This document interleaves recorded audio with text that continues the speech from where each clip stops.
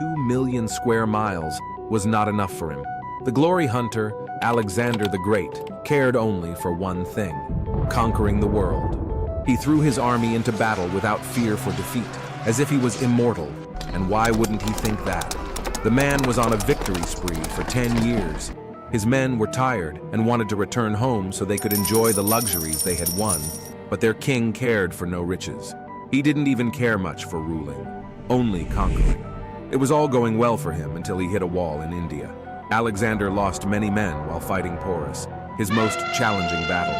He was reportedly wounded himself while his horse died in battle. He kept pushing his men, but across the river was another vast Indian army refreshed and ready while his men tired and weak. They begged Alexander to call it a day, call it a campaign, or call it an empire, but return home. And for once, Mr. Won't Listen to Anybody was forced to comply. This was the beginning of the end for him. Infamous for his drinking habit, he went overboard one night and fell seriously ill. His opportunist generals quickly gathered to see their king and asked, "Who shall his vast empire belong to after his death?" Alexander replied, which lasted for almost 50 years. The Macedonian Empire was broken up into pieces before it even was a thing. But anyways, it was never about Macedonia in the first place.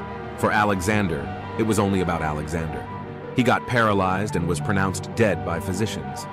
Greek historians write Alexander's body didn't decompose for 6 days after his death, which proves that the warrior king was indeed a god. However, they failed to realize he wasn't dead to begin with. Modern-day scientists believe Alexander suffered from a neurological disorder which had put him in a coma.